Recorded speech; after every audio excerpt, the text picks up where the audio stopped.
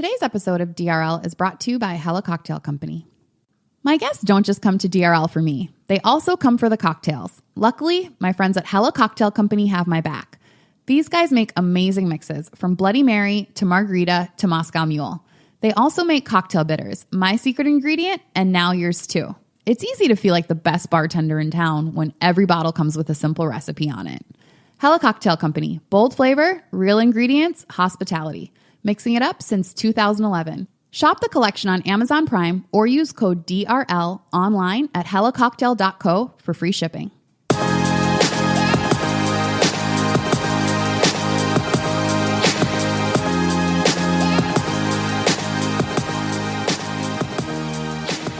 Hello, my lovely listeners. Welcome back to another episode of DRL, where we're talking everything dating, relationships, and love. I'm your host, Tanisha Wood. Tonight, I'm here with Lucy. Hey, Lucy. Hi, Tanisha. How are you? I'm good. How are you? Good. So you're a school teacher? I am. I'm a sixth grade teacher. How is that? I actually love it. Tell me more about it. I'm very curious about life as a teacher. So I was actually a teacher assistant for the last 2 years. This is my first year lead teaching, but it's actually been amazing. So what made you want to become a teacher? I love kids, and I can't say that like it's something that I've wanted to do since I was a kid, but I just feel like growing up in the Bronx, being in the school system, it's not the best. And I just felt like I wanted to make a change. To make a change, you got to get in there somehow, right? So I definitely feel like I'm fulfilling my life's purpose doing this. That's amazing. Yeah. I always say, like, I think everybody's brought here to do one or very few specific things. Yes. And when they're doing that, it means they're walking in their light and they're helping people. It just shines. So you reached out because you had a very specific situation that happened to you. And the reason that I wanted to talk about this situation is because I feel like a lot of the times as women, we are given warning signs, or we see the warning signs and we ignore those because we're thinking, well, this is a good person based on XYZ, and let's move forward. Like, let's ignore that flag. It might not even be a flag. It's a bird. It's not a flag. Let's just like push past that because this is a good person that I'm dealing with. And so you had a situation where there were some warning flags about things that this person might potentially do or who they might be, but you chose to ignore those flags and push forward and have since learned a lesson about some of these things. So I want to talk about that situation and what you know now that you didn't and what you might have done differently. Yeah.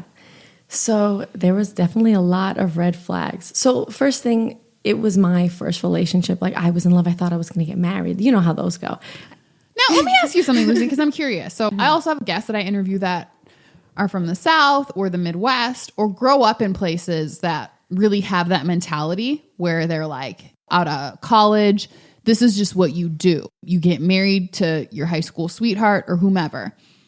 You grew up in New York. You grew up in the Bronx. So you saw different things. You didn't necessarily think that there weren't options out there or that there weren't other people around. Like you know, because like I grew up in the city. Like I could literally walk outside and there's 100 options. So growing up here, like why were you thinking that this is the person I'm going to marry? What was that mentality about? So I've always loved being single. Like, I feel like single Lucy is the best Lucy, honestly. But when I met him, we just like got along very well. So I met him my senior year of high school, and I had already accepted a college. I was not planning on being in a relationship my senior year. And you know what always happens when you least expect it and when you least want it. So we started dating, and I don't know, I just felt like I'm in love. Like, I'm going to keep dating this person. We're going to get married. You know, it wasn't like an intentional thing. Like,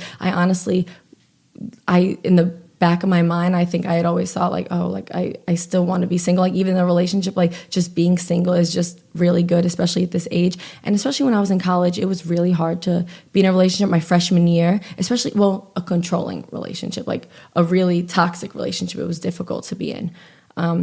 But no, I definitely don't have that mindset, and I never did, but it was the situation that I was in. So you'd met this person in high school. Mm-hmm. And then when you were in high school, you were like, okay, this is the person I want to be with forever. When you're in high school, sort of the mindset that you have is like, this is it. Like, I don't see beyond this person. Like, that's a normal mindset to have at that point. We literally had agreed on the fact that we're soulmates. It was so pathetic. I honestly wish I could rewind time and see those flags and whatever. But that's the thing. When you're in a controlling, toxic relationship, they make you feel like I'm the only one that loves you. I'm the only one that's ever going to love you. We're going to get married. And they just have that effect and it gets into your mind. So you guys started out good, obviously. Started out great. But there was those red flags. Like we were in love and I was like spending all my time with him and all that stuff. So it became, your friends are a bad influence. Like, I don't want you hanging out with them. It's like, and then, trying to compromise, but it never working. What did he say about your friends? That they were a bad influence, that he didn't like them. If he wanted to hang out with me, I'd be like, well, can we like all hang out together? Like, so I can get time with both the people that I love? No, you have to spend time with me. Even with my family, he would be like, I love you more than they do. Like, I love you more than your mom. Literally, it's like, they don't even really love you. Like, I love you. And it just... So he was trying to isolate you in a lot of ways. 100%. It's like, you don't need your friends. They're a bad influence. You don't need your family because I love you more than them. Mm-hmm. And another thing with isolation is like, so when I went to college, it was long distance. I went upstate and he was still in Manhattan. So he would like text me, and if I didn't answer within 5 minutes, literally 5 minutes. What if you were taking a test? Well, I had to be like before, like, I'm in class, like I'm taking a test. Yeah. Why do I have to answer to you? I know. It was so bad. Knowing what I know now, like I would have never put up with that. But when you're in love, you put up with like a lot of shit, a lot. And I regret it so much. Like I want my freshman year back because that could have been lit. So lit. So you had to text him literally like, I'm about to take a test. The test is going to be about an hour long. I can't respond during that time. Yep. Okay. So one time I was doing my laundry and I stopped texting to switch the laundry to the dryer. And I got back to my phone and he's like, where were you? What were you doing? I was like, I was putting my laundry in the dryer. He's like, you did laundry? And I was like, yeah. And he was like, I thought I told you like to tell me whatever you're doing. Like, I don't care if you're taking a shit. I don't care if you're showering. I don't care what you're doing. Like, you can't do laundry without informing me? It was Bro, are you out your mind? He was out of his mind. Now, at that point, when he said things like this, did you think this is abnormal? I shouldn't have to tell somebody when I'm doing my laundry or doing dishes. You know what I mean? Like normal everyday activity. Did you think, bro, this is not normal? I knew it wasn't normal and I tried so many times to change it. And how did you try to change it? Just telling him that what he was doing was wrong, kind of like fighting it a little bit. If he would say that, I'd be like, I really don't need to tell you these things. Like I would fight back with it. And honestly, a lot of the time I didn't give him what he wanted. If he did want to text within 5 minutes, I wouldn't. But the thing is, he said multiple times, I would never break up with you no matter what you did. So there's that security. So I'm thinking, oh, I don't need to like answer you. Like, even if that's what you want, do I really need to? Because you're not going to break up with me anyway. So it's not like I followed those guidelines completely. But by January of freshman year, I broke up with him. The first time he said something like this, like the first time he was like, hey, you got to call me when you do laundry or when you're away from your phone for more than 10 minutes. Like, what was your thought? Did you think like he really cares about me? Or did you think like, no, that's not cool? So it happened very gradually. So I definitely did think that it wasn't normal and it made me unhappy. But it was my first and only relationship at that time, right? So I had really nothing to compare it to. So in my eyes, I was like, oh, maybe, is this normal? Like, I knew that I wasn't as happy and like something was a little bit off, but I was like, oh, well, I'm kind of too deep into this at this point, because he didn't start showing that till probably like at least 3 months in, I would say. And at first, it started with the friend thing. Like, he didn't like my friends. I was like, okay, I mean, your boyfriend can't like mesh with all your friends, I guess, maybe. I don't know. This is my first relationship. So that's how it started. And I just kind of thought like, okay, I guess this happens in relationships. But then it just got to the rules with the texting and like all that other stuff. And I was like, okay, these are a lot of red flags and I don't know how much longer I can take this. So I literally just took it until I could not anymore. So what happened when you wouldn't, I guess, follow the rules, for lack of a better term? Like, what happened when you wouldn't text him back or follow by what he thought were the rules of this relationship? He would blow up my phone. I had like 75 missed calls from him one time. 75? Yep. Within I guess like a 30-minute time span. Yeah, I went to study and I left my phone in my room and I came back to like 70 calls. And what did he need? Me to answer. Like, so when you called him, it wasn't like, yo, I have an emergency, this thing is happening, or I really need to talk to you about this? No. However, there were many incidences where he would lie about like some sort of crisis. One time I wasn't talking to him for a few days because I was just pissed off and like sick of it. I needed to take like breaks every few months from this shit. So I was not speaking to him, and his friend hit me up like, oh, you know, he's in the hospital. So here I am like, oh my God, baby, I'm sorry. Freaking out. And then he wouldn't answer until like the next day. Like, oh, babe, I'm fine. Just had an accident, whatever. What sort of accident did he claim to have? Oh my God. First of all, he said like, I don't know, he like hit his head in like a van or something, his like dad was driving it and he like did an abrupt stop or something. He hit it. Meanwhile, there's like no marks. I'm just like, okay, like there's no proof of this. Another thing was, yo, this sounds like Catfish.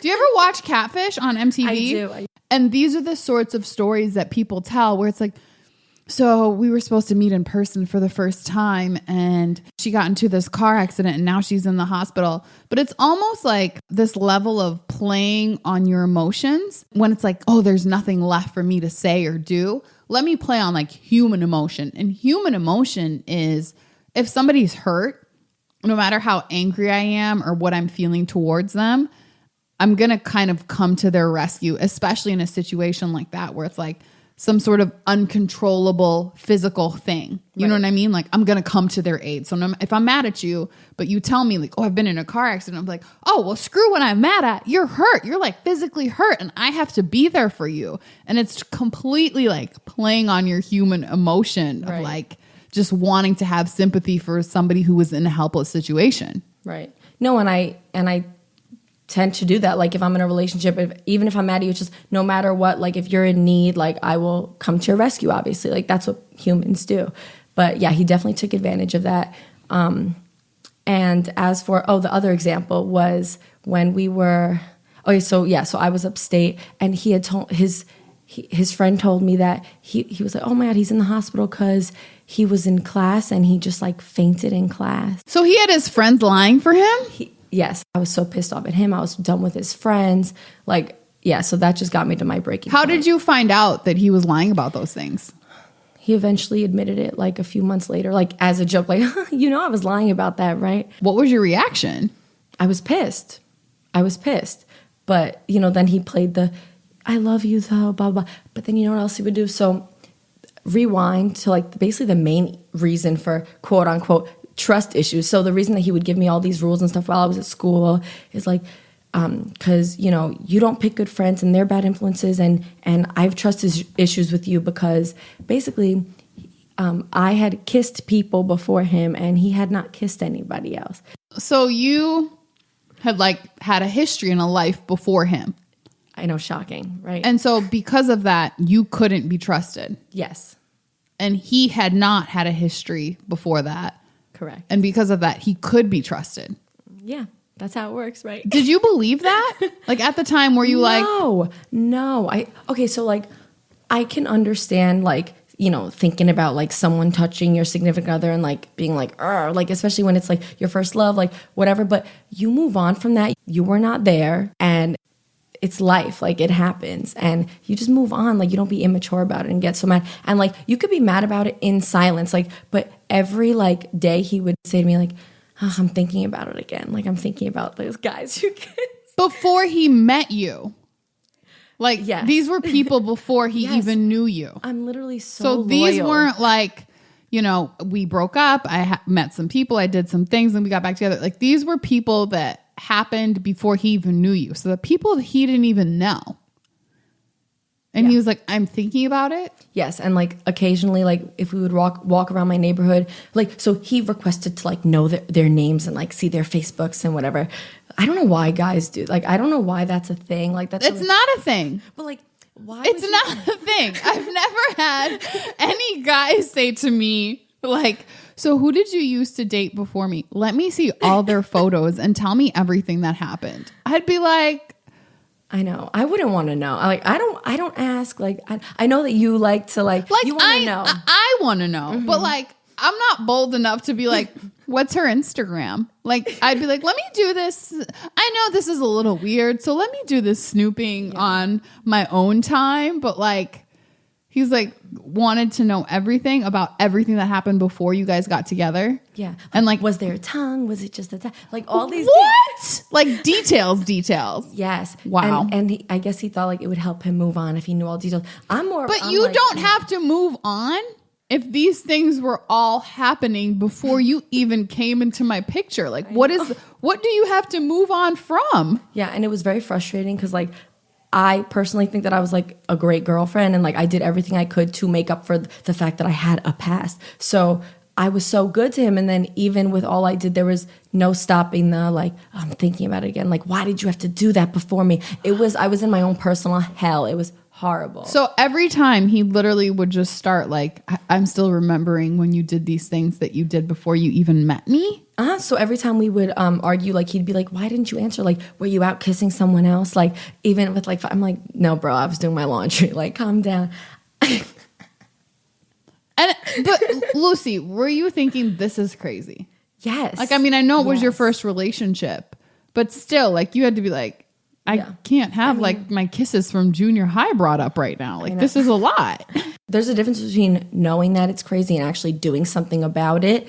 Like, but eventually, like, I had it, like, I was done. But yeah, I definitely knew that it was crazy, and I was so why didn't unhappy. you do something about it then? Like, when you saw him doing these things and you felt it and you were like, yeah, this is crazy. Why not say, sorry, like, I'm moving on. This is not for me because this is crazy.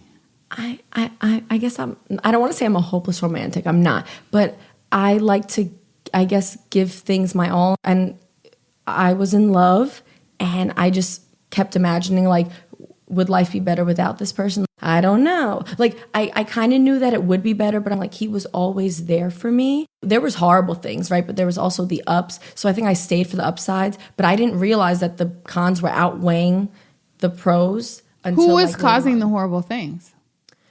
Not me, that's for sure. No, but like, as you said that, the first thing I thought was, I could see a pattern of somebody essentially being the person that trips you and then being like, oh, I'm so sorry that you tripped. Let me catch you. Right. And so and I don't know this in this situation, but I don't know if he was the person tripping you, but I could see how his mentality works. And it seems like he could have been that person where it's like, oh, foot out, let me trip you. Oh, see, I'm always here to catch you when you fall. It's me that's catching you. Oh, yeah. That I can't think of specific examples, but now that you're bringing that up, I can definitely like remember that feeling of like, wait, like you're making me feel better, but you were also the one that pissed me off in the first place. He would also do like the suicide threat thing. So like, if you don't come back to me, I'm going to kill myself? Yeah. I see this whole pattern now. You're tripping. I'm the one to catch you. Why are you leaving me? I'm always the one that's here to catch you. If you don't take me back, I'm going to kill myself and I'll never be here to catch you. Yeah. Yeah. So it was a whole cycle. It was a whole cycle. And I finally broke the cycle and I was like so happy. How did you finally break it? Like, what did it take for you to see that? Okay. So literally I just stopped liking him anymore. He just annoyed me. Everything about him just started to really like annoy me. Like I was taking my birthright trip that summer, like the summer after my freshman year, and we were already broken up, but we were like still like talking, like he's still like, please take me back, whatever, like give me a chance after. And I'm like, no, like I totally don't want to. But I was going on my birthright trip and he had the nerve to tell me like, please don't go, like don't go on your free birthday trip. No, are you kidding me? This is a free trip. But for what? I know, I'm like, to stay here with you, my ex annoying boyfriend, like absolutely not. So yeah, no, I was just like, everything about you annoys me. Your face annoys me. Like I wasn't like attracted to him anymore. I didn't want to spend time with him anymore. He was annoying. So it honestly took me like falling out of love with him and all the things that he did to lead me to fall out of love with him. And then I broke up with him. He showed up at my school upstate uninvited and he thought that he was going to sleep over, and I'm over here like crying my eyes out because he texted me like, you know, I'm on the bus, right? I'm crying my eyes out like, please like turn right back around. So he comes to my school, and in freshman year you have to like your roommate has to approve of someone sleeping in the room, so they sign a thing, and my roommate didn't sign it. Like she just didn't sign it. So he comes and the RA's like, you can't stay here, like you. Thank God. I know. I was like, but at first I was like really upset because now he's going to take that out on me. At this point, you guys weren't together anyway. No, we weren't together, but we were still like text. You know, it's like I didn't want to say like I hate you, I despise you, like never talk to me again. But yeah, Why not though? The suicide threats, probably that was part of it. Like you felt like if you did that, he was actually going to kill himself. That guy, he's crazy. Like I didn't know what he would do at that point. Like especially because at that point he had also dropped all his friends, and I was his support system. Like he put all that on me, so. I'm like, I'm the only person he can turn to. And I'm a caring, empathetic person. Like, I didn't want to just, like, completely drop him. Like, if you need a shoulder to cry on, like, fine. But we're not together. I guess it was, like, that kind of thing. But he would always obviously manipulate the situation and do things like visit me. He showed up at my school. He also showed up at my house when I got home from school. Like your parents' house or you? My parents' house. My parents were not home, but he showed up. Oh, my God, we almost got into like a physical altercation trying to get him out of my house. Like, I just wanted him the fuck out. It was awful. What did he say when he showed up? Like, what did he want? Please take me back. Like, please take me back. I'm miserable without you. You're just all the manipulative things that you can think of. Like, you're the only one I can turn to. I'm going to commit suicide. Oh, and I was like, I'll call the cops. I'm going to commit suicide if you call the cops. I think I physically had to push him out. Like, I literally have to push you out this door and lock it. Yeah. And he was like pushing back at first, but like eventually I was just like, this has to end. So then what happened after that? So then he tried to keep in contact with me for the next few years. Like here and then I would answer. We would have like a catching up conversation here and then for the next few years. And then my senior year, so that was my freshman year, my senior year, we hadn't talked for like a year probably this way. He texted me. So this went on from like your freshman year to your senior year of him just sort of bugging me every now and then. Got it. Yeah. Yeah, like a little annoying fly that just keeps in your ear, you know, one of those things. So he texted me saying, do you still have my jersey from high school from the baseball team? Like, and I was like, no, and leave me alone. So what he does is he sends me a nude photo of myself and just with no words, like just sends the picture to me. After you say, no, stop annoying me. Yeah. Yeah. Wow. Did it have your face? Yep. Yeah. That's why I was freaking out. Yeah. So it had my face and everything. And it was a screenshot. So it was an unconsensual picture. Like it wasn't like a selfie I had sent. Like, so that's where I was freaked out because I didn't even know that he had this. So it was something he took of you. Yes. You didn't send this to him. No. So from a video chat, like a screenshot from a video chat. But like, just because it's on video chat, that doesn't give you permission to just like screenshot it, like, and to betray my trust like that, like rub it in my face. Like, okay, keep those for whatever your pleasure is, but don't like rub it in my face that you have them. Like, I think it's creepy that he even took them in the first place. So he didn't say anything. He just sent you this screenshot. Yeah, with no words. So at that point, what were you thinking? Oh my God, my heart started beating. I was freaking out. I was driving at the time, so I like pulled over. I'm like, holy shit, like this is not good. This is not good. This is not good. So I'm freaking out. I'm like calling him. I'm like, why did you send me that? Why did you send me that? He's like, stop calling me. Like just, and I'm like, why did you send me that? And he just doesn't answer. Just says like, wow. I think he responded something with like, be nice to me. Something like threatening. So a like threat. that. A threat. Yeah. So after that text, I think I realized like, oh my God, this dude's crazy. Like I'm not answering you, like blocked and whatever. But on my phone, you can still see blocked messages. What kind of phone do you have? Like people you can block somebody, and if they send you a message, you can still see it. There's a special section in the phone where you can say view blocked messages. It's really annoying, and I wish I never discovered it. Oh, I didn't even know you could do that. Yeah, I guess it's a Galaxy thing. Got it. Yeah, my green texts and all. So you could see all of his messages, and what was he saying in his messages? So like a year goes by, and I hadn't discovered this feature yet. So I finally discovered the feature like a year later, and he just sent, there was like 10 messages from him. Like one was like, hey bitch. And then the next one was, how are you? Hey, how are you? And then the one after that was like, okay, fuck you. Stop ignoring me. Like it was so back and forth. It was crazy. It would just like flip between like, hey, how are you? And like, fuck you. So I get these messages, whatever. I don't answer. And then a few months later, he calls me saying, and I answer, and it's from a new number. So I answer, it's a prank call. And then but I know how he prank calls. Like, he does the usual, like, thing or whatever. So I was Wait, what was the usual thing? like, pretending he's ordering Chinese food or some shit. Like, I don't like that stupid thing. Can I get the lo mein? Exactly. And I was like, oh my God, this is you. Like, I have PTSD now. Like, Did you recognize his voice? Oh, 100%. Yeah. Wow. Yep. So, he texts me from the number saying, let's make amends. So I'm like, okay, like, I get over shit really easily. Like, God, I wish I could do that. I can't. Like, I'd be holding on to stuff, and I'm like, I remember what you did in 4th grade. Never forget. Yeah, no, I move on easily. I don't want to live with, like, any resentment. And I'm like, you know what, maybe he has changed. Let's see. Like, so he's like, yeah, I've changed. Like, let's make How amends. long after the, like, sending you of the nude photo was this? A year. Okay.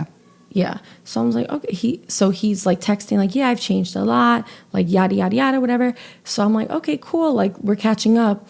And then he starts trying to be sexual. Like, do you think about it? I'm like, think about what? He's like, the sex. I'm like, no, I don't. Not at all. No. Stop thinking about that a long time ago. Yeah, no. And so I'm kind of like trying to wean my way out of the conversation a little bit because I'm like, this is getting weird. But then I remember, like, oh, he has my nudes and he told me to be nice to him. You know, so there's that, like, factor right there. So I continue to kind of fake being into the conversation, just, like, kind of playing along, I guess. Not with, like, saying, like, oh, yeah, I've been thinking about it. But not saying, like, ew, no. You know, gotta be nice. So then I think I say, like, I think I bring it up. Like, hey, like, can you do me a favor? Like, can you just delete those nudes? And then he goes, if you have sex with me. Yeah. So I'm like, so obviously, again, I'm not like, hell no, but I'm also not like, yeah, like, fine, let's do it. But then we get into an argument over that because I'm just like, fuck this. Like, delete the fucking nudes. I'm like, fuck this being nice thing. Like, no, delete them. It's creepy. So then he sends me another one. So at this point, we're full-fledged arguing. And he goes, by the way, bitch, thanks for the everlasting nudes. Oh, my God. This has been years since we've been together. Years. Plenty of years. It's like, why are you still mad? Right. Like, why are you so mad? Like, who cares? I moved on. You move on. Like, delete the pictures. It's creepy. I'm pretty sure he's had other relationships, like, after me. Like, why do you still have pictures of me? That's weird. You know? It's creepy. So he says, thanks for the everlasting nudes.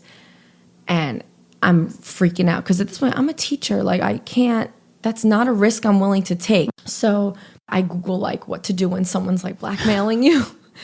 Because he's blackmailing me at this point. He's like, that's illegal. It's illegal. It's illegal. Like, yeah. People can go to jail for blackmail. Right. So I do my research. I'm like, what can I do? And it says, like, stop talking to the person immediately. So I'm like, you're right. Like, I'm not going to end this on a good note. I don't care. Like, I'm just going to stop answering. Like, that's what it says when someone's threatening you. It's just like, oh, you should stop answering. Like, I think it was like a WikiHow thing that I looked at. Step 1. Yeah, no, I was desperate at that point. I'm just like, what do I do? So I stopped talking to him and I blocked him, but I could still see the messages. So a few weeks after that, he texted me saying, like, do you like oral sex? I don't. I see it, but I don't answer. A few weeks after that, on my mom's birthday, he goes, hey, when's your mom's birthday? I know it's today or tomorrow, but I'm asking because he goes, sorry to bother you, but, like, my friend has the same birthday as your mom, and I was wondering if it's today or tomorrow. You can't figure that out. It's like, again, with the manipulation thing. Like, you could have easily figured that out in another way, but you just wanted to text me. Creepy that you're asking my mother's birthday. On her birthday. It's just like, it's a threatening thing to me. That's threatening. Like, that is threatening. I know information about your family, basically. Like, yep. So here I am. And that was his goal. Yeah. To scare you with that information. And it worked. Yeah, but I still didn't answer. And then a few weeks later, he writes to me on WhatsApp. And that's when I'm like, I'm done. You're reaching out to me on multiple platforms now. That's too much. Like, I already ignored your previous 2 texts, and now you don't get the hint. So you're going to WhatsApp? Like, what did he say on WhatsApp? Hey, with the hand emoji wave. Like the wave. Just hey? Just hey. Like, what do you want? what do you want? Yes, just hey. Like, what? I think he just like knew that I was scared with the nudes, and like up until that point I had been answering a lot of the time, you know? So he thought that I would like continue to answer. But I was like, all right, what can I do about this? Because I'm being harassed at this point.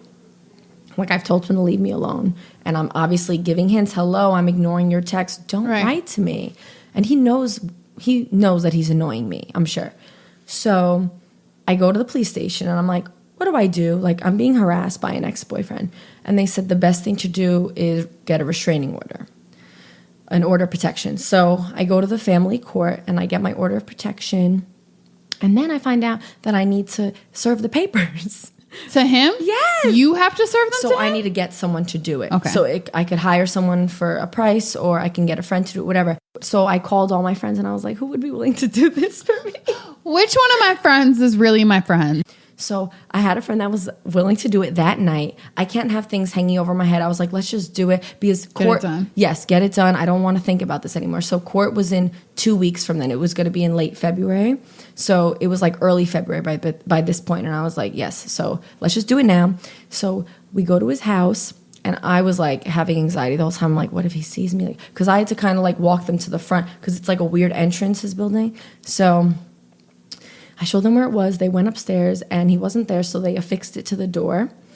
And then we go home. I'm glad it's over with.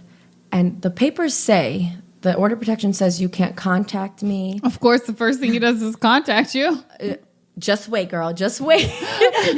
Oh my God, you have no idea. So the paper says, like, don't contact me through a third person. Like, you can't contact me. It can't be through a third party. And you can't have pictures or videos of me in a naked or sexual state. So, because I made sure the judge got that one in there. Because normally an order of protection is just stay away from me and my pets. Right. I made sure to put my pets in there. I was like, you ain't going near my cats. So we go to his house. She affixes it to the door. And then I get home. And it's like an hour later. And I go check my blocked messages. And I have a habit of checking those. It's a really annoying feature. I mean, I assume he's one of the only people that is messaging you on your blocked messages. Yeah. So I check. I'm like, let's just see if this motherfucker had the nerve to text me. And he did. And he said what? He said, hey, I'm not sure why you're filing a lawsuit against me.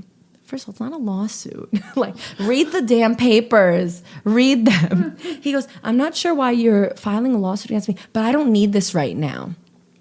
Whatever we have between us, I just want to drop it.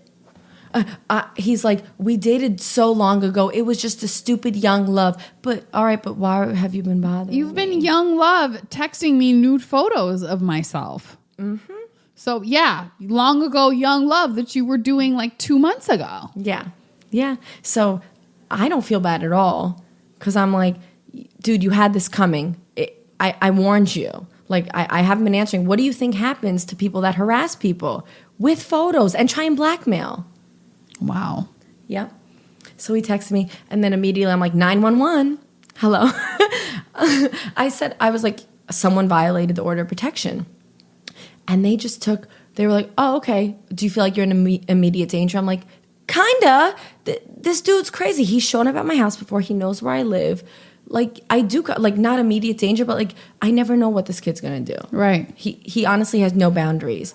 But they were like, okay, well, just like come into the station and like provide us with the evidence. Just mad chill about it. And I'm like, no, this is my life. He has pictures of me with my face in it. Like, that can be the end of me. Right. Yeah. So I was taking it a lot more seriously than anybody else was, apparently. So then basically the police eventually, like a warrant for his arrest was out. Because he violated the protection order. Yeah. So at this point, it's a criminal court issue. He did a crime against the state by violating the order of protection.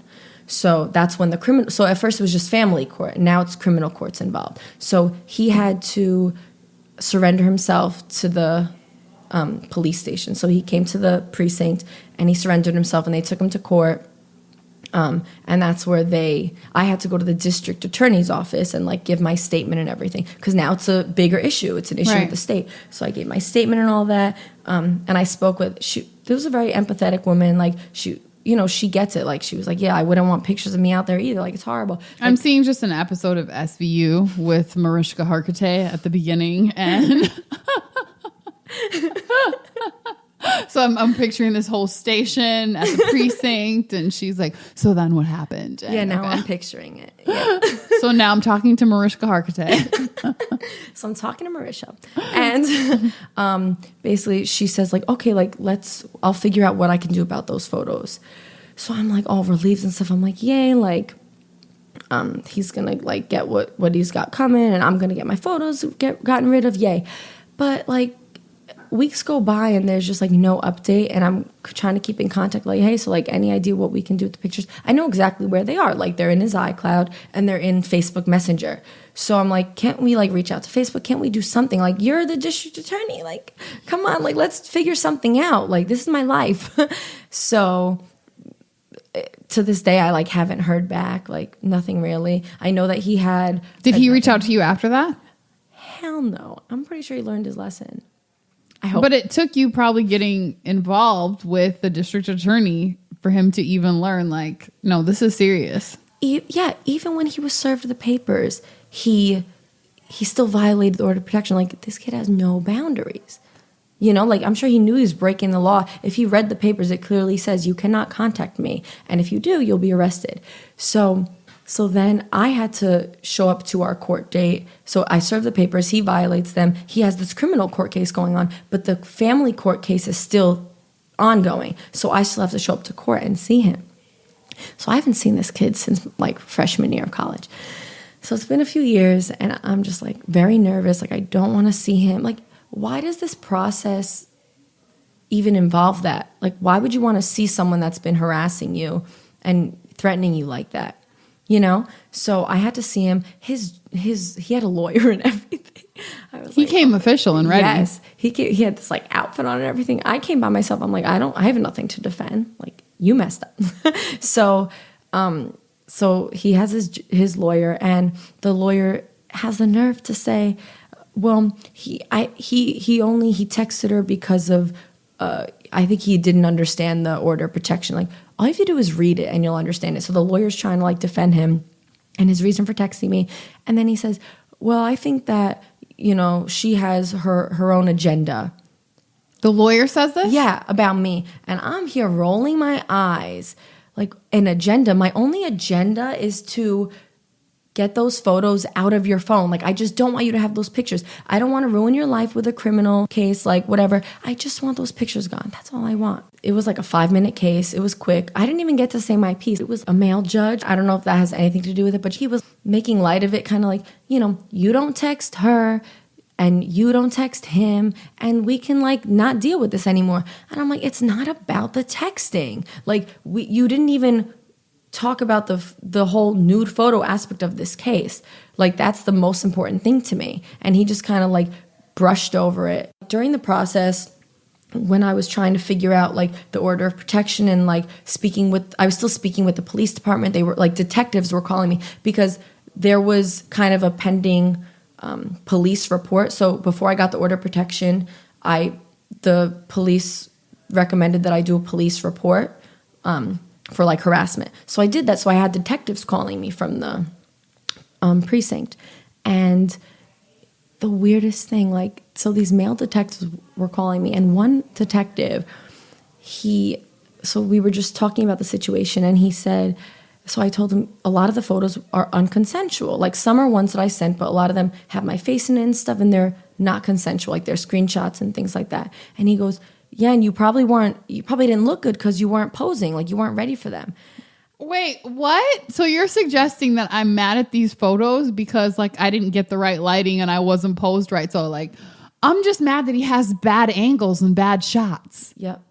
Wow. So like, messed up, not right? the fact that he has nude photos of me that I didn't know he was taking, but I just didn't get my good lighting. Another detective said like, oh, this guy sounds crazy. Like, yeah, I think I was that psycho too when I was a kid and in relationships. Like, we all do dumb stuff when we're in love. What? This is bringing me right back to, I just saw a skit on this the other day. Who was I watching? I forget which comedian, but it was a comedian on Amazon. And he was talking about the whole Brett Kavanaugh situation and just how it was played off as like, well, you know, boys will be boys. Right. And I'm like, I felt which like that. boys? Which boys are you all Scorpios. talking about that are these boys? Like, boys will be boys. Like, I don't think the boys I was going to high school with were like drugging people and getting them drunk to have. I don't know. I don't think those were the boys. Not a thing. Not a thing. And that was the last time you ever saw or heard from him? Yeah. Well, that's good at least that he sort of got the message after that. I was just sick of feeling so out of control. I had to make a move because I was just sitting, like, all the time I was just worried about it. It was on my mind 24/7. So I was like, I need to do something about this. So, yeah, I took it there. So what did you learn from this whole thing? Just be careful with who you associate with. Like, just don't allow negative people into your life. Like, I'm a lot choosier about who I allow into my space and who I hang out with. I would absolutely never date someone like that again. I've definitely learned my lesson, and just I would never like let someone control me that way again. And also to stop things before they get too bad. Like, God forbid if that situation ever does happen again, like, I would just stop all contact at all costs, like from the get-go, you know. When you saw the warning signs. Yeah. Because they were definitely there. Yes. It wasn't, he did not give signs. You just at the moment that he was giving them didn't want to see them or chose not to. And also just trying to not let love blind me. I mean, it's tough, but I'm learning, and that's definitely, yeah, it's going to be hard, but not letting love like get in the way of like what you know to be true and right. It's easy to be so in love with a person that you're like, well, that's normal. Or you write that off. Like little things where you're like, I mean, that's not what I normally do, or that's not how somebody in love might normally act. But maybe they just feel so differently about me that they're acting in this way. Maybe I'm so special to them that like they're acting completely out of character. But it's easy, like I think in the beginning, especially, to like dismiss these little things that you know in your heart and you feel them in your gut. You're like, that's not right. Like, people don't act like that. Like, a person who loves you shouldn't tell you that you have to call them when you're doing laundry. Like, I know that's not right. Like, that's just crazy to me, right? But you sort of in the moment dismiss it. You're like, well, he wants to maybe, and depending on where you are at that moment in your life, it can be, well, he just wants to be around me so much or talk to me so badly that he needed to kind of keep track of these things. And you might even view it as like, well, that's sweet. Right. And my top love language is quality time. So I'm all about spending quality time with someone that I love. So like to find someone that wants to spend that amount of time with me, but then it's like, oh wait, now you're like dropping your friends to spend time with. He dropped out of the baseball team to spend time with. I didn't ask for that. Like, and that's not healthy. Even when he's doing things to close his life down, it doesn't mean, oh, well, I just love her so much. And no one else in my life matters. Not my team, not this, not that. So even if somebody is not doing it to you, but they're doing it themselves, that's unhealthy. As human beings, we're not made in a world to just be around one person 24/7. Relationship or no relationship, that's not actually how we're made. So when a person's like closing off their life or requesting that you in some way close off yours, like that's not healthy. So even if it's like, great, they're giving me all this time that I've always wanted, they're now becoming an unhealthy person because they're not grounded and well-rounded because they're just around you or you're just around them. I'm almost like oversensitive to these flags. Like if I see any sort of controlling behavior happening, I'm just like, ew, goodbye. I cut it off. Did you just call me twice in a row? Gotta go. Yeah, no, exactly. So how has dating been since then? I've been single for a while because I've been like, I enjoy being single. Like, I don't want to be in a relationship right now. I'm very focused on my career and I'm in grad school. I literally don't have time for a relationship. Like, I'm on the apps and stuff, but I don't really like utilize them lately. I don't want to be in another relationship unless I'm 100% sure it's only going to help me grow and like bring out the best in me and be very healthy.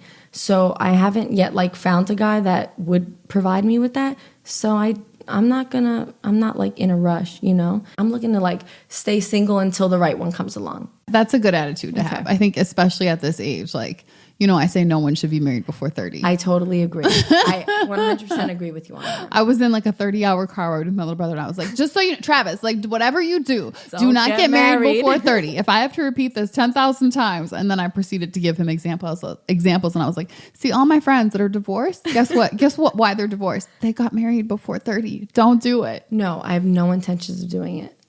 None. And it's definitely not going to happen. So what's the scene like right now for a typical 24-year-old? You know, as you know, probably I don't get in touch with the scene very often. So like, what is it for a person of your age? Like, what are people looking to do? People are just looking like it's hard just because like I'm not looking for a relationship, but I'm also not looking for just like a fuck buddy that like I text you when I want to have sex. I'm not looking for that either. Like like a friends with benefits is fine or whatever. But just someone that cares, like they're not just like an asshole to you. And that's hard to find. A lot of guys, like they say they're afraid of commitment. And it's like, dude, I'm not asking for commitment, but you can text me like during the week, you know, like right. You can text me more than like Friday night at 2 a.m. Yeah. Like I'm not going to catch feelings. Calm down. I remember you saying something like you take a part of a person when you have sex with them. I do believe that wholeheartedly. I think that when you have sex with somebody, you're exchanging cells, right? So like I'm literally taking a part of you and you're literally taking a part of me. And I think people underestimate what that means. And so I think that can build feelings more so than we think. Agreed. I'm actually I'm pretty good at not catching feelings, I would say. But here, like mentally, you might be like, I'm not catching feelings. I don't like this person like that. It is what it is. But I think like that part goes even beyond us and what we think. Like spiritually, there's a part of this person now ingrained in me, and I've left a part of me in them. In the same way, I don't like being around people with bad energy and bad attitudes because I think I can catch it. A person with bad energy and like them coming in and spreading that is the same way that I think of like a person with the flu and they're just like, and they're like coughing into the air. And I'm like, oh man, like I'm going to catch that. Let me cover my mouth. Energy exchanges happen in all sorts of ways. So an energy exchange really can be just right now. Like we're exchanging energy. Right. If my energy is bad, you can leave here right now and you might pick up a piece of that. And you're just like, man, I don't know why I'm feeling this way or thinking this way, but like I'm feeling a certain sort of bad way. And that just can be because you're around bad energy. But in the opposite way, if you're around good energy, you're like, I'm feeling really good right now. I'm not sure like why that is, but that can be because you're around good energy. With sex, it's even more. Not only is it like now in the air, but I literally just put a piece of that into you, like into your cells. Like I just put some of my cells into your cell, and like you can feel a certain way about that. And you can feel my energy literally inside of you. And so I always just think about, it's not just the people you're having sex with, but like the people you're exchanging with, like just dialogue, the people that you're around. You know what I mean? Mm-hmm. Like, I don't like being on the train for an extended amount of time. So I'm like, this is a lot of like energy. I don't know if I could pick all this up. Particularly like empaths, that can seep into them if they're not careful. And so like, I just think you always have to be careful about the energy that you're around. Like when I feel people just having a very negative energy and a very negative vibe, I literally see it like the flu. I'm like, they're coughing all over me. Oh my God, stop. I'm going to get it. Like, don't stop. And that's what I feel like. So I'm like, I'm very mindful of the energy. Yeah. And then the energy that comes into my body, I'm like, yo, no. Like, cause then I feel like that's going to stay in my cells forever. So it's not even just like a flu where I can get that's how I view it. I'm literally that's like, crazy. This man's energy can be in me I might have a piece of him in me forever. But you know why I view it like that? Because I think about it like this. When you have sex with somebody, right? Like man, woman, they can like come inside of you and then their sperm is inside of you, right? And then like you can get pregnant and that's a baby and that's inside of you and then out of you. But it's forever, right? Mm-hmm. But I still, whether a child happens or doesn't happen, I still just view the exchange of human cell and human DNA inside of me as forever. Like something could have came out of that or something could have not, but I still view it as like there's now a part of you inside of me and it could be there forever. And is your cell something I want inside of me forever? And if I don't know yet, it's probably too soon for me to have your cell inside of me if I really don't know the answer to the question yet. So if I think people, not women, but people really thought about the impact of having sex with somebody, like, is this person's DNA, not a child? Just think about it like it could be because DNA creates a child, but like, is this person something or someone I would really want to have inside of me forever? Right. I think like at this point, because I'm in such a good place in my life right now, like I feel like I'm thriving in school and at work. I would definitely, not necessarily the way that you view it with like a piece of you inside me, but I don't want to let anyone's vibes or energy kill my vibes and energy, you know? So yeah, I'm like, it's been a while for me, it's been a minute. So yeah, I definitely have been like pickier lately with that. And I love just focusing on yourself is like one of the best things you can do. It is the best thing you can 100%, do. 100%. Even if it means you're not getting it in, whatever. I just feel like the best pleasure is like doing well in school and in work. I'm glad you're in a place where you realize you got stuff going for yourself and you don't need all that. And when it comes along, you're happy it does, but it's not like a must. Like it's not. I'm in no rush. No rush at all. Good. That's where you should be at 24. Because like I say, don't get married before 30. Yes, agreed. So what's next for you, Lucy? So I am in my last year of grad school. Woo, woo. Congratulations. Yes, thank you. So I'm excited about that. And just going to hopefully thrive this year in teaching. Like so far, it's been great. Well, thank you for coming on and sharing your story about the red flags that we all need to see. Like when you see them, they're red flags. They're not birds. They're not flowers. They're flags. Yes, walk away. So see them, heed them, and walk away. And where can people reach you? So I have an Instagram. It is LZICH_. Awesome. And please reach out to me at Tanisha Wood on Instagram, Facebook, and Twitter, and let me know what you think of today's show. And until next time, wish me love. Hello again, my lovely listeners. Thank you so much for tuning into today's episode of DRL. If you like the show, be sure to go on iTunes and leave a rating and also write a review. And don't forget to share with your friends and tell them all about DRL. Thank you so much for supporting.